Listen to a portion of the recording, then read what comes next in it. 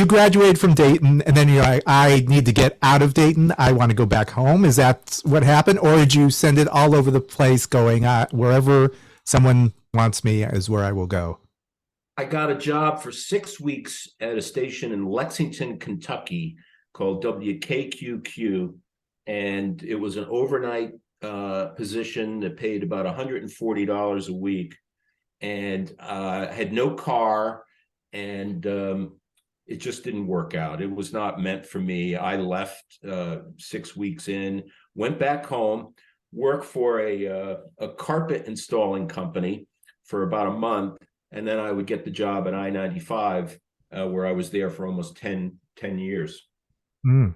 Oh, and then how far into that did you start in New York?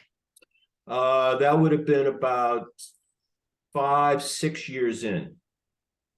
So there you go. Working 7 days a week then, right? Yeah. That's right. Was that common back then, where air personalities did double duty, 2 different stations? I feel like we've heard that before from some. There was some, yeah. There was some folks who did that. Look, if you had it was a lifelong dream to get to work at WNEW FM. I grew up listening to the station as somebody who grew up in Stamford, Connecticut.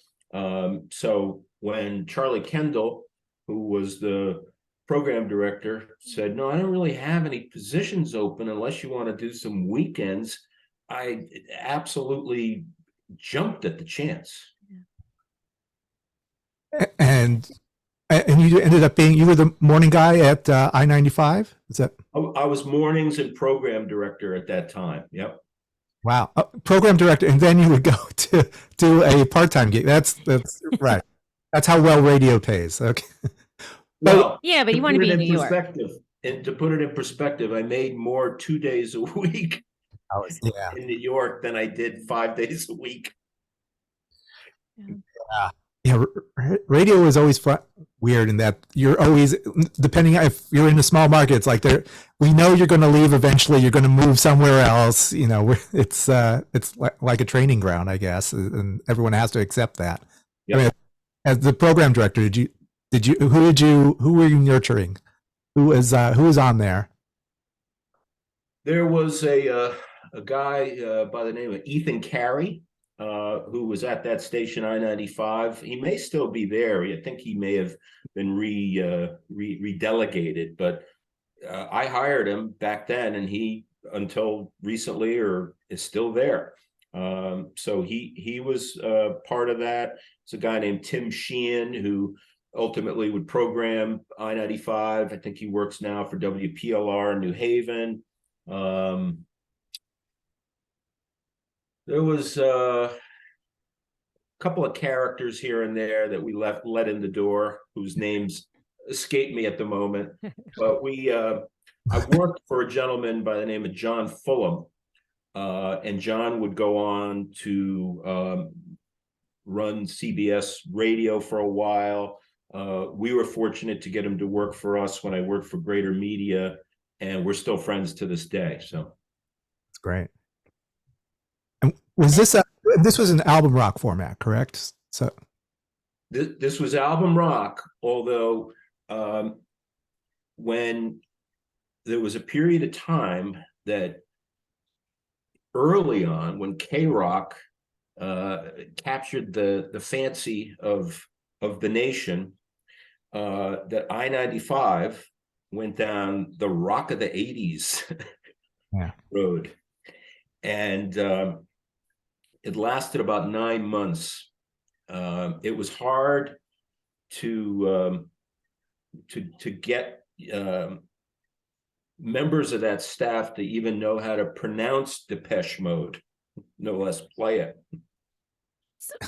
So what was it? Why didn't it take hold there? Whereas opposed to, and you mentioned it yourself, and we've spoken to Larry the Duck, why LIR, it took off on WLIR, but why not? I mean, why not a 995? Well, I think when you try to do something like that and you keep the existing personalities, that probably is not a good idea, first of all, because they didn't really live the lifestyle. They didn't go to the clubs. They didn't really, just live and breathe it. So you start right there, and then you probably look at, you know, a bit of the geographic makeup there. That station was in an area that was, highly blue class and probably slower to be tastemakers. Okay. Yeah, because we see it as the same, it's the same part of the country, roughly. But I know there are different. But as you know, besides the LIR success, which truly owned and captured the New York metropolitan market, the alternative format, when it comes to New York City in general, has had kind of an interesting and challenging run at times. Yeah. To this day. Yeah. Yeah. Was there any bleeding into, could you get into Manhattan at all? Or because, LIR didn't get into, you had to kind of, hang your Move your radio around. antenna outside or, do something to get that station. Were you able, where could we hear your station? You could hear it there, but you had to do some maneuvering. Yeah. And we thought we were the biggest deal when we would show up in the New York rating with a 0.7. We were like, oh my God, we were big. And that was probably one listener. Yeah. Helps sales though, right? Yeah.